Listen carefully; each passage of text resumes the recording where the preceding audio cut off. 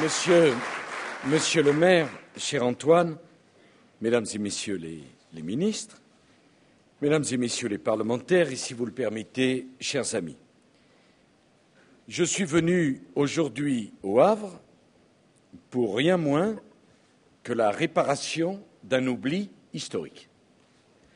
L'oubli, trop long, qu'a fait la France de sa vocation maritime. Comment la France a-t-elle pu oublier que notre pays possède le deuxième territoire maritime mondial derrière les États-Unis? 11 millions de kilomètres carrés, 20 fois le territoire métropolitain, une superficie supérieure à celle de la Chine ou du Canada tout entier.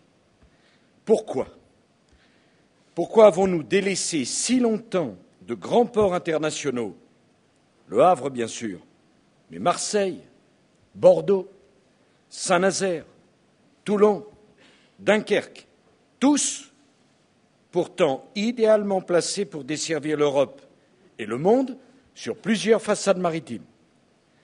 Comment est-il possible que nous ayons négligé à ce point la diversité et la richesse incomparables de notre espace maritime outre-mer? Comment oublier plus longtemps encore notre présence stratégique sur les 3 océans de la planète, dans les 2 hémisphères et jusqu'au pôle sud, sur le continent antarctique? C'est vrai, la France a beaucoup d'intérêts sur la Terre, beaucoup de liens au continent, et sans doute ces avantages nous ont-ils fait oublier que nous devions spontanément nous tourner vers la mer. Pour cela, il faut une volonté politique pour aller vers l'océan et pour y projeter une ambition. Le Havre le sait bien, Antoine rappelait qu'il doit sa naissance à la volonté de François Ier et son développement à celle de Richelieu. Eh bien, je suis venu vous dire que la France doit cesser d'ignorer le formidable destin maritime qui doit être le sien. C'est une affaire ni plus ni moins que de volonté politique. Dans sa vocation maritime, la France a certainement souffert d'avoir une grande capitale terrestre, continentale, abritée du vent du large et à l'écart des courants d'échange maritimes. Nous devons faire du Grand Paris une véritable métropole maritime.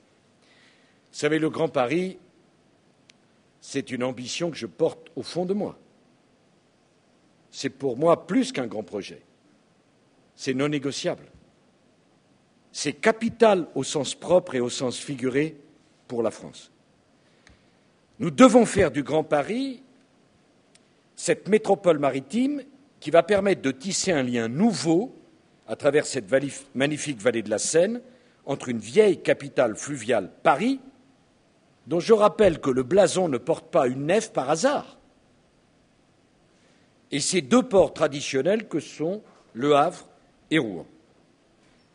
Paris, Rouen, Le Havre, une seule ville dont la Seine est la grande rue, Napoléon Bonaparte, en 1802, s'il m'est encore permis de le citer. Au-delà du lien fluvial, il convient d'imaginer un transport rapide, un TGV qui reliera Paris au Havre par Mantes et Rouen en 1h15 et qui profitera également, cher Bruno Le Maire, aux 2 régions Normandie. Cette liaison à grande vitesse sera l'un des axes majeurs du Grand Paris. Nous l'ajouterons donc, avec Jean-Louis Borloo, au programme d'investissement ferroviaire du Grenelle de l'environnement. En tout cas, moi, je ne serai pas le président de la République, je vous le dis,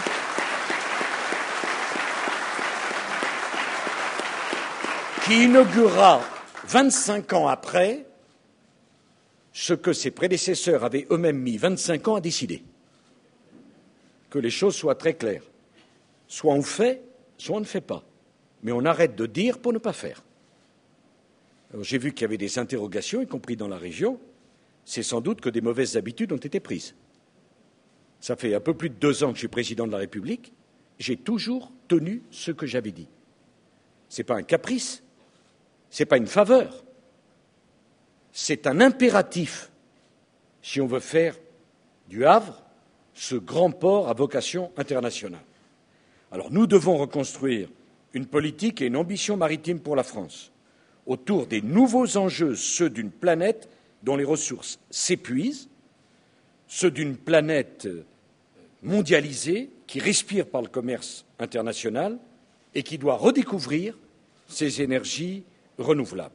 Notre avenir dépend de la mer en tant que ressource, en tant qu'écosystème, en tant que lieu d'échange. Et l'avenir de la mer sur notre planète dépend de l'attitude de la France. Notre nation doit désormais être à la hauteur de ses responsabilités et de ses opportunités de première puissance maritime du monde avec les États-Unis. Comme sur le climat, comme sur la préservation de la biodiversité, sur la mer, nous sommes la dernière génération qui ait la capacité pleine et entière d'agir avant qu'il ne soit trop tard. Alors la France va s'ouvrir aux mers qui l'abordent. Dès 2007, j'avais souhaité que notre pays commence par mettre fin au déclin programmé du premier outil de son ouverture maritime, ses ports.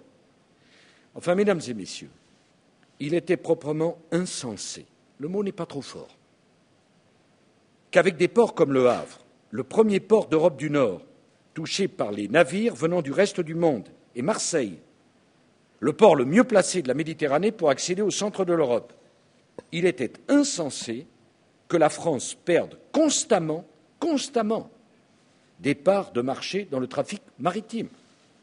Insensé qu'un pays maritime importe les 2/3 de ses conteneurs par des ports étrangers. Je répète, les 2/3 des conteneurs dont la France a besoin pour ses approvisionnements multiples et divers étaient déchargés dans des ports étrangers. Voilà la réalité qui ne choquait personne. Eh bien, moi, ça me choque. Et je n'ai pas l'intention que ça continue ainsi.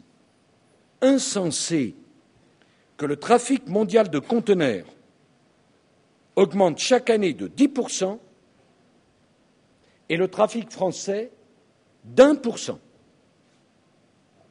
Ce n'est pas la peine de dire qu'on est toujours les meilleurs. Il faut d'abord être lucide et regarder la situation telle qu'elle est. Cette situation-là est inacceptable.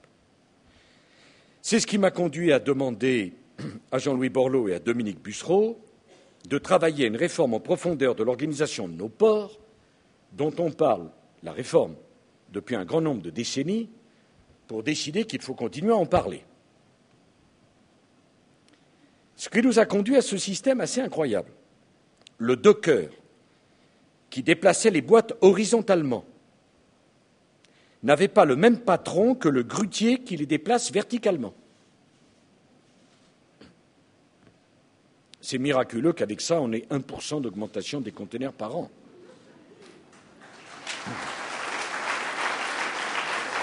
Le résultat, moi je veux faire de la peine à personne, je veux simplement qu'on regarde la situation en face, avec honnêteté. On déchargeait 4 fois plus de marchandises par mètre de quai à Anvers qu'au Havre.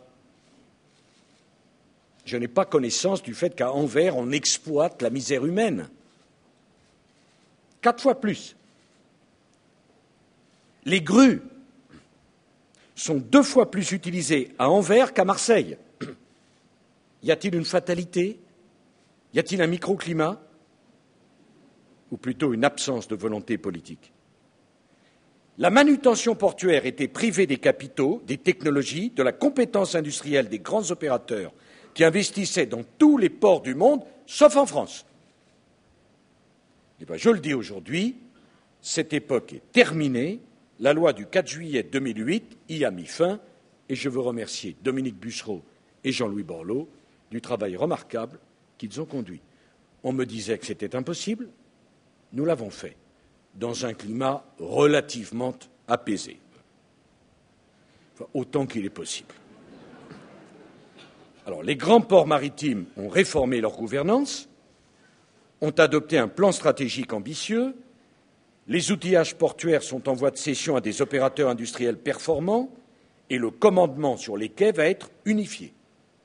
Un plan d'investissement d'une ampleur inégalée est en cours, 2,4 milliards d'euros d'investissement d'ici à 2013, l'État y prenant toute sa part.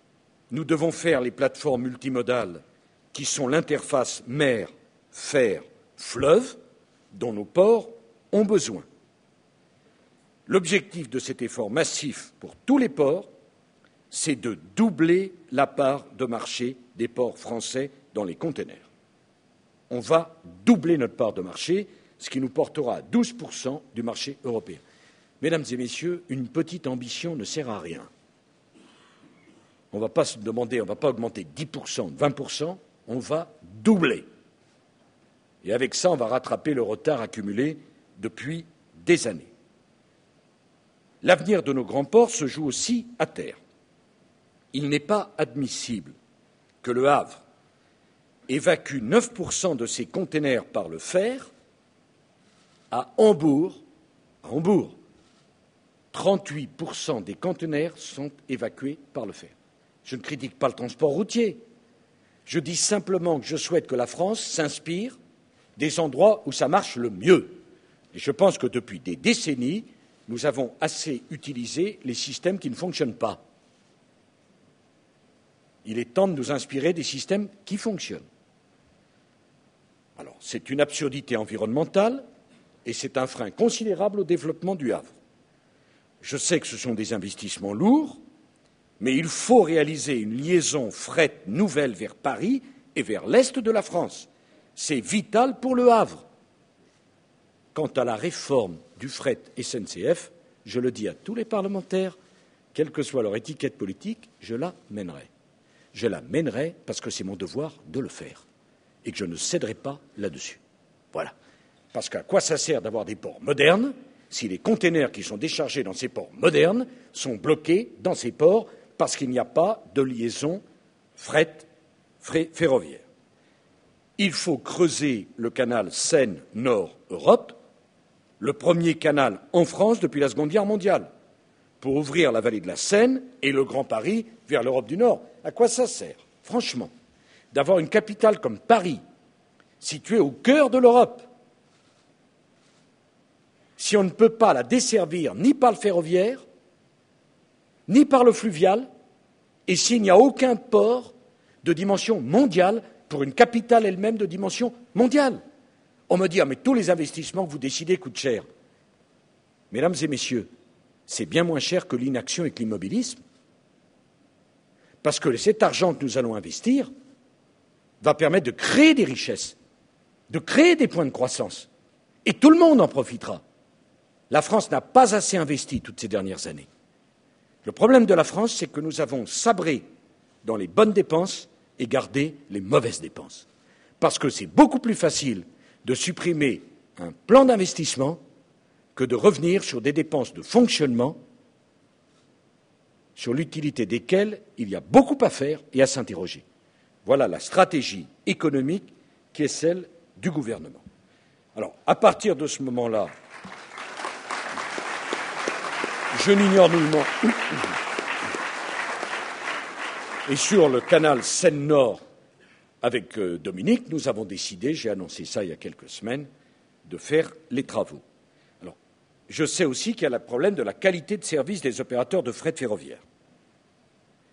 C'est un sujet sensible, enfin, franchement, je sais gré à tous ceux qui nous ont précédés de m'avoir laissé les problèmes les plus sensibles. Après tout, c'est une preuve de confiance. Mais enfin, moi, je ne laisserai pas, je ne continuerai pas à pousser la poussière sous le tapis. Je veux affronter les problèmes. Il faut réorganiser le fret ferroviaire, je l'ai dit, et à commencer par le plus grand d'entre eux, la SNCF. Voilà. Et chacun sait, je ne rentrerai pas dans le détail aujourd'hui, chacun sait ce que je veux dire, chacun sait la problématique. La SNCF est une très grande entreprise, j'ai tout à fait confiance dans les cheminots. Bon, mais il y a un certain nombre d'habitudes qu'il faut changer pour être compétitif et pour développer l'entreprise. Je pense aussi à la qualité de service de Réseau Ferré de France, qui ne doit plus, je dis qui ne doit plus supprimer des sillons fret à la dernière minute sans de lourdes pénalités. Et je le dis très clairement, Réseau Ferré de France doit enfin prendre des engagements de qualité crédibles.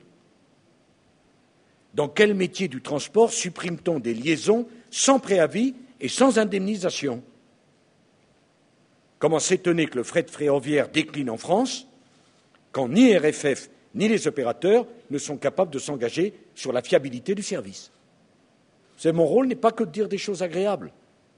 Mais si on veut résoudre les problèmes, il faut regarder les problèmes, les traiter, faire confiance aux gens et puis changer nos habitudes. Sinon, ça ne peut pas marcher. Alors, à l'issue du Grenelle de l'environnement, notre pays s'est donné un objectif central pour guider notre politique de transport durable, porter le transport non routier de 14% des marchandises où il se trouve aujourd'hui, Jean-Louis, à 25% d'ici à 2022. C'est un combat décisif. Il se livrera sur le rail et sur la sortie de nos grands ports de commerce. Le transport maritime devra aussi prendre toute sa part, en particulier Chantal Joanneau, grâce aux autoroutes de la mer, auxquelles il faut donner maintenant, Jean-Louis, une réalité. Arrêtons de parler des autoroutes, mettons-les en œuvre. Une grande réforme, un grand plan d'investissement pour les ports et les transports maritimes, ce sont des décisions, ce sont des actes qui se traduiront par des choix financiers. Depuis avril dernier, Jean-Louis Borloo a lancé une démarche absolument remarquable, celle du Grenelle de la mer. Sur la base de la méthode originale du dialogue à 5 que nous avons inventé pour le Grenelle de l'environnement, État, collectivités locales, syndicats, entreprises, ONG, je n'ai oublié personne, vous vous êtes réunis avec Chantal Joanneau et vous avez élaboré plus de 600 propositions concrètes en lien avec la mer. Ces propositions, je veux vous le dire, il y a un certain nombre de participants qui sont ici, que je salue, ces propositions ne resteront pas lettres mortes. Nous allons rédiger un livre bleu qui définira la stratégie maritime française. Ce livre bleu sera validé par un comité interministériel de la mer que je présiderai avant la fin de l'année. Il n'est d'ailleurs que temps, car le dernier comité interministériel de la mer, cher Dominique, s'est réuni en février 2004. Risquez pas de faire du mal, hein.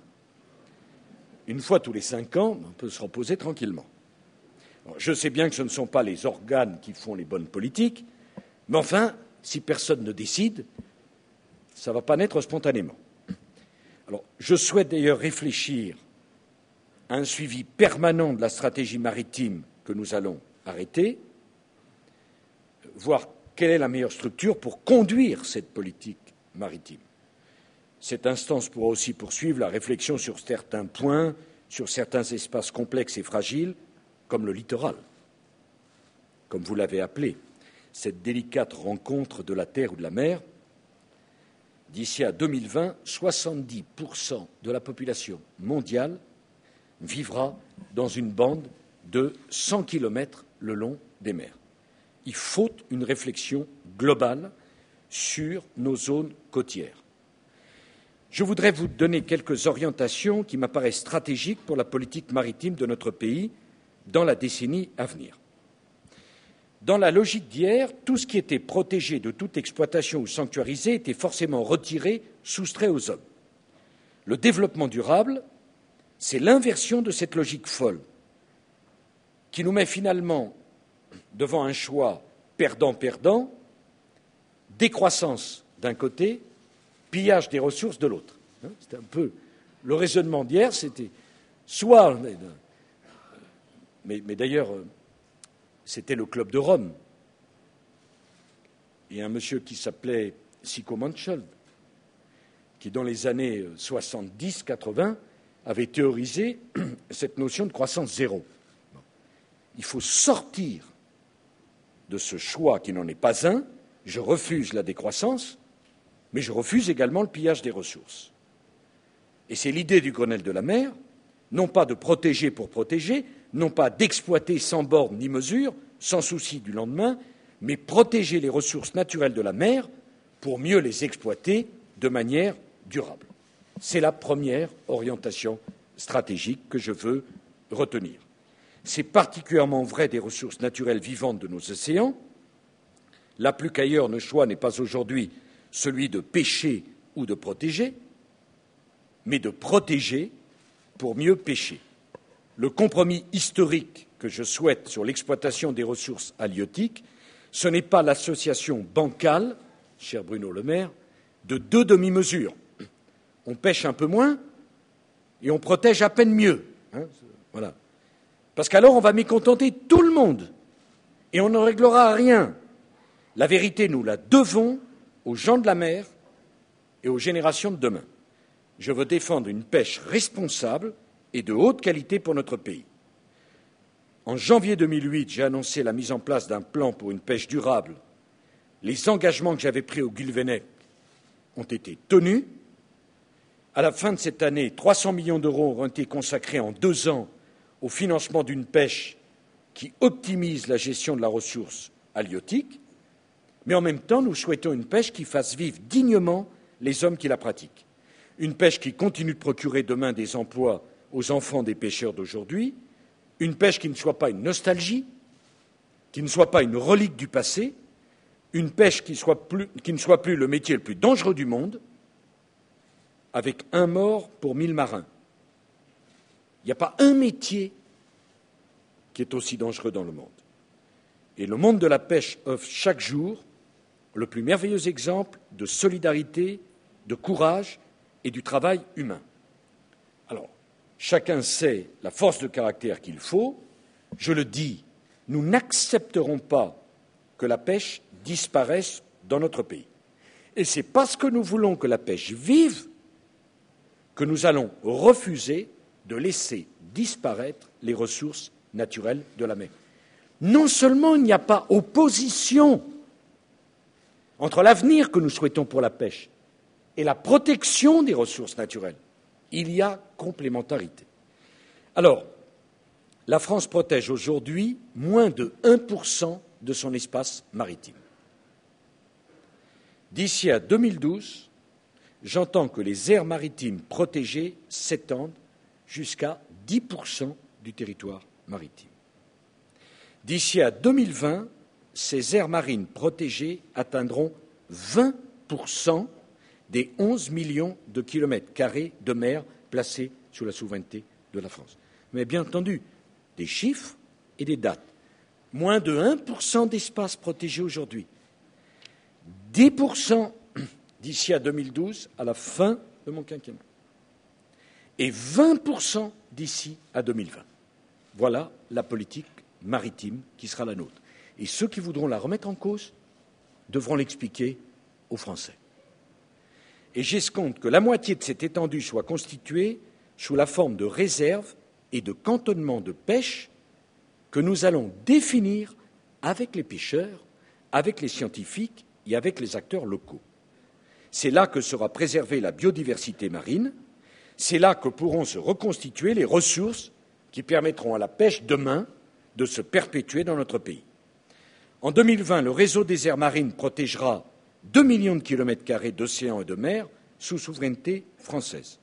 Ce réseau de protection s'étendra le long de ses côtes de métropole, notamment en Méditerranée, mais aussi à travers tout l'outre-mer français, Antilles, Nouvelle-Calédonie, Polynésie. Ce réseau complétera en mer la trame verte et bleue créée par le Grenelle de l'environnement sur la Terre et permettra de ne pas oublier la trame bleu marine si chère à Isabelle Autissier. J'ai vu, Jean-Louis, que des demandes de moratoire ont été exprimées au cours du Grenelle de la mer. Je ne veux pas évacuer les problèmes au nom du principe de précaution. Nous connaissons trop peu et trop mal la vie que recèlent les océans de la planète. Il est vrai que les menaces concernant l'existence de certaines espèces comme le thon rouge ne peuvent plus être ignorées. Le principe de précaution, en l'occurrence, nous dicte surtout de renforcer très rapidement la connaissance scientifique des fonds, l'exploration des mondes marins, l'évaluation des stocks, la compréhension des écosystèmes. Le principe de précaution, c'est de renforcer puissamment notre expertise scientifique sur l'état des ressources naturelles maritimes. Nous y consacrerons les moyens nécessaires. J'en prends ici l'engagement solennel. Notre pays doit renouer avec une grande politique océanographique en s'appuyant sur le réseau des compétences françaises dans les sciences de la mer, sans négliger les initiatives nouvelles, telles que par exemple la constitution d'une station océanique internationale baptisée Sea Orbiter.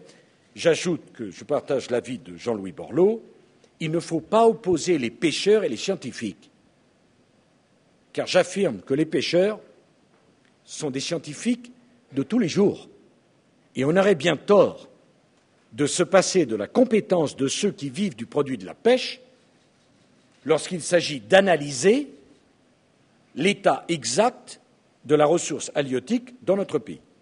Mais je veux aller plus loin. Le temps est venu, je crois, de fonder la totalité de nos décisions publiques de gestion des ressources marines sur la base d'avis scientifiques fiables, indépendants et partagés. Bruno Le Maire va engager les prochaines négociations européennes sur la réforme de la politique commune de la pêche, dans le respect des avis scientifiques rendus. C'est une rupture fondamentale que je vous propose. L'un des premiers points d'application de cette méthode sera, je l'annonce, le soutien de la France à l'inscription du thon rouge à l'annexe de la Convention internationale sur les espèces sauvages pour en interdire le commerce. Je me réjouis que le Grenelle de la mer ait permis d'avancer vers la protection de cette espèce emblématique de la Méditerranée, demandée depuis si longtemps par les scientifiques que j'avais moi-même reçus il y a plusieurs mois. Je souhaite que nous agissions toujours pour une exploitation raisonnée, écologiquement responsable des ressources marines, y compris les matières premières minérales. La mer peut receler des gisements considérables de matières premières qui sont une richesse que notre pays ne peut pas négliger en une époque de rareté. Mais nous inscrivons notre politique maritime dans le cadre d'une stratégie de développement durable. Alors, nous travaillons et nous réfléchissons sur le grand emprunt. C'est curieux, des forces politiques m'appelaient à avoir plus d'ambition et à faire un grand emprunt il y a quelques mois. Je décide le grand emprunt. Les mêmes me disent, il n'y en a plus besoin. Allez comprendre quelque chose. Moi, je pense qu'il y en a beaucoup besoin. On va y travailler, y réfléchir, mais il est un domaine absolument capital pour notre pays, c'est le domaine des énergies nouvelles, entièrement renouvelables. Il y a un lien avec l'espace maritime, parce que depuis l'usine marémotrice de la Rance, la France possède une longue expérience sans équivalent dans le monde de ce qu'il faut faire. J'ai pris l'engagement d'une parité entre les efforts d'investissement sur le nucléaire et les efforts d'investissement sur l'énergie renouvelable. Là encore, écoutez, c'est un peu une maladie française que de dire, puisqu'on fait le nucléaire, on n'a pas besoin de faire les énergies renouvelables. Mais si on fait les énergies renouvelables, il faut abandonner le nucléaire. C'est un système. Je vous demande en toute honnêteté de réfléchir. Nous sommes les premiers en matière nucléaire. Nous allons devenir les premiers en matière d'énergie renouvelable. On peut faire les deux. Nous sommes un grand pays. Et dans le cadre de l'emprunt, en fonction des contributions qui seront ramenées par les uns et les autres, je souhaite vraiment que les énergies renouvelables aient une place particulière. Et d'ores et déjà, nous allons donner 200 millions d'euros de plus par an pour la recherche et le développement sur les énergies renouvelables, au premier rang desquelles se trouvent les énergies marines. Alors, nous devons en particulier investir sur les technologies émergentes, les technologies de rupture, où la France pourra faire la différence. Les éoliennes offshore, les éoliennes flottantes.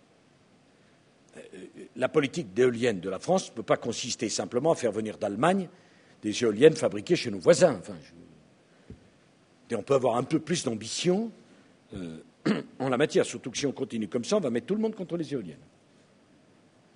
Je suis de ceux qui pensent qu'on ne décide pas d'une implantation d'éoliennes parce qu'on donne un complément de ressources de taxes professionnelles aux communes. Pardon, j'ai une autre ambition pour mon pays, ça ne se réduit pas à une situation un peu cloche-merle, où chacun décide dans son coin de ce que devrait être, par ailleurs, une grande politique nationale. Je pense à l'énergie de la houle, Jean-Louis et Chantal, à l'énergie des courants, à l'énergie thermique des mers, si bien adaptée à nos vastes eaux tropicales et équatoriales d'outre-mer, mais je pense aussi à la biomasse marine. L'effort d'équipement de la France en énergie marine doit enfin décoller. Le projet de loi d'application du Grenelle en cours d'examen au Parlement apportera des simplifications essentielles à l'instauration des équipements. Nous devons réaliser cet investissement majeur, 6 000 mégawatts, l'équivalent de 4 PR. Eh bien, je souhaite que d'ici le début de l'année prochaine, une planification stratégique ait défini les zones de déploiement afin de sécuriser les projets et de faciliter les raccordements au réseau, car naturellement, une fois qu'on a créé l'émetteur d'énergie, il faut ensuite créer le transport de cette énergie naturellement créée. Je souhaite également la mise en place d'une grande plateforme technologique sur les énergies marines. L'Ifremer peut jouer le rôle de chef de file dans un lieu qui est à déterminer, que j'imagine, Jean-Louis, dans une région littorale. Nous allons concentrer les moyens de recherche publics et privés, valoriser l'innovation au profit des entreprises françaises, les grandes comme les petites. J'attends que cette plateforme technologique unique, qui peut être la première sur le plan mondial, soit constituée avant la fin de l'année. Deuxième orientation stratégique, le développement d'une politique industrielle intégrée des métiers de la mer. Là aussi, en cette période de chômage et de crise économique, il y a un gigantesque potentiel. Nous avons en France 2 grands constructeurs navals, les Chantiers de l'Atlantique et la DCNS. Nous avons les leaders mondiaux des navires de plaisance. C'est un patrimoine de compétences considérable. Je me suis engagé depuis 2004 à sauver les Chantiers de l'Atlantique. Vous savez, ce n'est pas une plaisanterie pour moi. Ce que les hommes ont accumulé de compétences en plusieurs décennies, en quelques mois, ça peut disparaître. Et quand on perd la compétence humaine, on ne la recrée pas.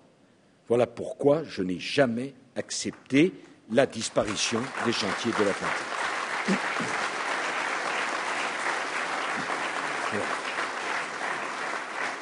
L'État est devenu l'un des actionnaires des Chantiers de l'Atlantique. Vous savez, j'ai fait avec les Chantiers de l'Atlantique ce que j'avais fait à l'époque avec Alstom. Parce que si j'avais entendu que certaines banques aient une vision de long terme, il n'y aurait plus d'Alstom et il n'y aurait plus de Chantiers de l'Atlantique. Alors je mets la même énergie à mobiliser l'ensemble des acteurs navals de notre pays autour d'un programme industriel ambitieux, sur un projet qui passionne Jean-Louis Borloo, celui de la conception et de la construction des navires du futur, plus sûrs, plus économes, plus écologiques, avec une réduction très forte des émissions de CO2. Il y a une position concurrentielle stratégique à conquérir pour nos industriels. Je crois enfin que la France ne pourra rester une puissance maritime sans les gens de mer, sans tous ceux qui ont la passion de la mer. Pour garder ces vocations, nous devons continuer à former au métier de la mer et élever le niveau des qualifications. La France, je vous l'annonce, doit se doter d'une école supérieure de formation maritime qui donnera accès à un diplôme de haut niveau, un diplôme d'ingénieur de la mer, qui n'existe pas à présent et qui valorisera ces spécialités difficiles et nécessaires. Est-ce que vous comprenez que dans notre esprit, c'est une stratégie cohérente, globale, qui part de la réforme du statut des dockers, qui n'est pas une fin en soi, qui est un moyen à la multiplication des plateformes modales, au développement du trafic fret ferroviaire, à la réalisation du canal Seine-Nord, à la formation des métiers de la mer avec un diplôme d'ingénieur de la mer. Ayons un peu d'imagination. Nous sommes au XXIe siècle. Nous ne pouvons pas nous en tenir à la typologie du XXe siècle. Et c'est tout l'ensemble qu'il nous faut gérer. On m'a souvent critiqué en disant « Ah, avec votre tempérament, vous allez trop vite dans les réformes ». Mais moi, je pense qu'on va trop lentement. Je ne suis pas là pour des siècles. Je vous le dis, j'aurais pu dire, oh là là, comme on est fatigué, on a fait la réforme des ports, allez, on s'arrête, on attend. Attends quoi? Vous pensez qu'il suffit de modifier le statut du grutier du port du Havre pour résoudre le problème? Et qu'on attend pour le TGV, on attend pour le canal Seine-Nord? C'est pas possible. Il faut faire les réformes ensemble, les faire avancer ensemble, parce que toutes se tiennent. Et c'est toute la cohérence du système qui va nous permettre de développer ça. Alors, je veux également annoncer que je voudrais réformer et renforcer l'action de l'État en mer. Il est peu d'endroits où la présence de l'État est plus indispensable qu'en mer. Le cadre actuel de l'action de l'État en mer remonte au lendemain de la catastrophe de l'Amoco-Cadiz en 1978. Alors, il est bien adapté aux temps de crise et aux missions de sauvetage. Mais, écoutez, Marine nationale, douane, gendarmerie, affaires maritimes, ils interviennent tous en mer. Mais la coordination doit être renforcée. Je le dis au préfet maritime, il fait un travail remarquable. Mais en venant ici, j'ai constaté que le préfet maritime disposait pour la Manche et la mer du Nord de 27 navires de tout type, issus de 5 services différents de l'État, sans compter la cinquantaine de canaux de la SNSM. J'ai aussi noté que le dernier arrêté interministériel définissant les missions de l'État en mer en recensait pas moins de 41. Je souhaite que nous franchissions une nouvelle étape de renforcement de l'action de l'État en mer, en créant une fonction garde-côte pour organiser la mutualisation des moyens humains et matériels de toutes les administrations de l'État intervenant sur la mer et le littoral, autour de priorités clairement identifiées, sous l'autorité des préfets maritimes en métropole et des préfets de zone défense outre-mer. Entendons-nous bien, il ne s'agit pas ici d'engager la fusion de ces différentes administrations. Chacun possède son savoir-faire. Mais ce qui a fonctionné dans le domaine de la sécurité intérieure pour les GIR doit exister encore davantage pour la mer. Les moyens navals et aériens sont des équipements indispensables, mais terriblement coûteux pour le contribuable.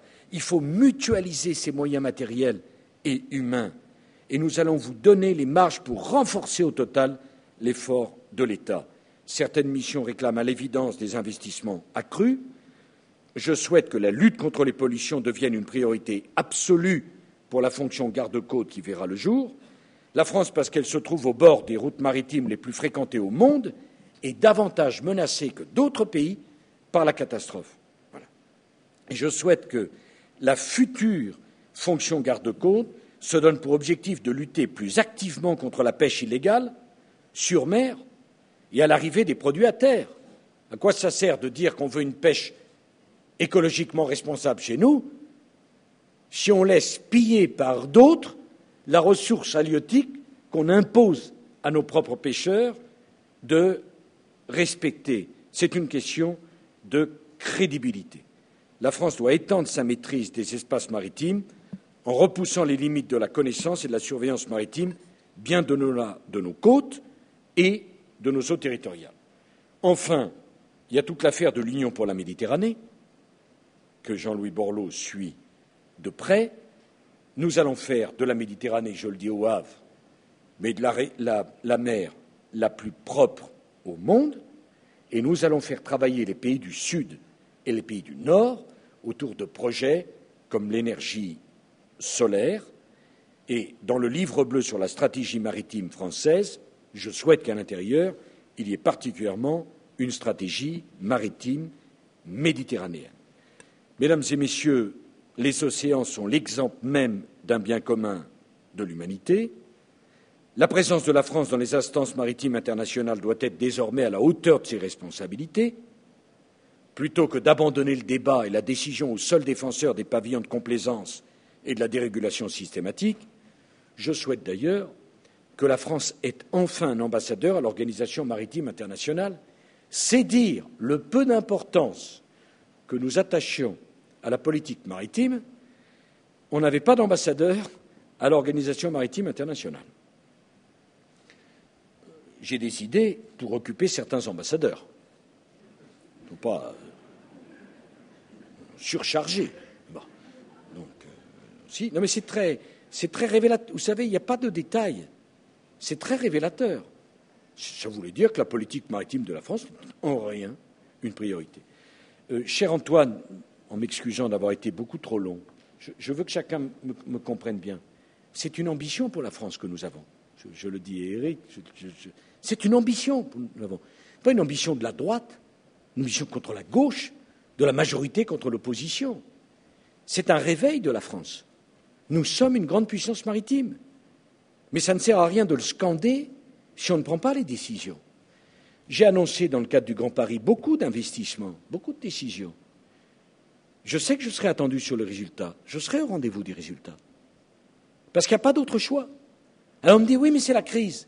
Mais c'est justement parce que c'est la crise. La réponse de la France à la crise, c'est les grands projets, les grandes innovations, les grandes ambitions. Parce que si en plus de la crise, vous deviez avoir un gouvernement qui n'a pas d'idée, qui n'a pas d'ambition, qui n'a pas de volonté, alors comment on s'en sort? C'est justement parce que c'est la crise que le président de la République, que le gouvernement, que le Premier ministre doivent s'engager au service d'une grande ambition. On me dit, mais est-ce que c'est de la dimension du président de la République? Chaque fois que je parle de quelque chose, on me dit, ah ça, c'est pas un sujet de président de la République. On va me cantonner à quoi? À tout ce qui marche et qui n'a pas besoin de moi. Je devrais me faire la tournée des salles blanches et des grands laboratoires technologiques qui n'existent si peu qu'il y en a un seul endroit où on m'amène pour me faire visiter. Tout va bien, il n'y a pas besoin de vous, venez pas mettre la pagaille. Voilà. Moi, je veux aller dans les endroits où il y a des problèmes, où il y a des difficultés. Je veux aller dans les endroits où les gens souffrent. Et ce n'est pas toujours agréable. Mais j'ai parfaitement conscience que dans la crise, les gens souffrent. Je le sais. Et mon devoir, c'est de me battre justement là-dessus. Je le dis à Antoine, qui aime passionnément cette ville, à Bruno Le Maire, qui aime cette région. Je sais les problèmes de l'automobile. Croyez-moi, je m'en suis bien occupé, Sandouville et Renault. On a sauvé l'industrie automobile. Je sais ce que ça représente, les ports, dans votre région. Mais vous n'avez pas besoin de moi pour faire des grands discours, pour annoncer, mais vous en avez besoin pour annoncer des décisions. Je sais bien qu'il y a le déficit. Je sais bien qu'il y a la dette. Mais permettez-moi de vous dire, c'est justement parce qu'il y a le déficit et la dette qu'il faut maintenant investir. C'est ça qui permettra de réduire la dette et le déficit. Et c'est justement parce qu'on n'a pas fait ces choix-là, c'est justement parce qu'on a privilégié les dépenses d'assistanat, les dépenses de fonctionnement, qu'on a toujours arbitré contre les dépenses d'avenir, que nous nous trouvons dans cette situation-ci. Voilà le choix que nous faisons. Mais pas un choix facile. Vous savez, quand je dis que je continuerai à ne pas remplacer un fonctionnaire sur deux qui part à la retraite, ce n'est pas parce que j'aime pas les fonctionnaires sont des gens compétents, dévoués, qui ont un grand sens de la fonction publique. Mais 1 million de fonctionnaires en plus dans notre pays, depuis 1992, comment voulez-vous qu'on dégage les marges de manœuvre pour faire de l'investissement?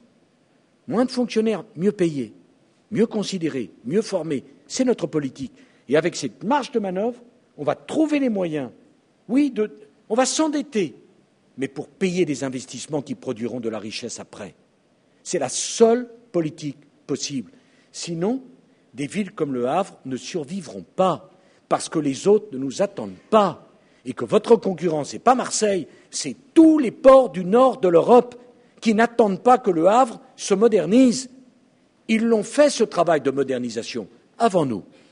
Eh bien, moi, mon ambition, c'est que quand on sortira de cette crise économique internationale, la France soit plus forte que quand elle y est rentrée. C'est ça mon ambition, c'est ça mon travail et c'est ça mon devoir.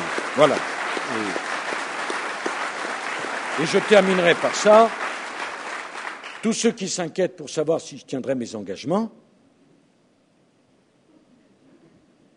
je leur dirai, ne vous inquiétez pas, je ferai tout ce que vous n'avez pas fait quand vous étiez aux responsabilités du gouvernement. Je le ferai. Pareil pour EPR, dans la région aussi. Voilà. Ouais, il faut m'arrêter parce que j'aime tellement votre ville et je suis tellement passionné par cette question de l'espace maritime et je sais que je parle à des gens passionnés parce que vous n'êtes pas d'ici. Je veux dire que c'est un choix. Je veux dire que vous aimez votre territoire. Et je dois dire que j'ai beaucoup de chance parce qu'à chaque fois que je viens au Havre, il fait un soleil éclatant. Je ne laisserai personne dire qu'en Normandie, il pleut parce que vraiment, regardez, il suffit que je vienne. Merci à tous.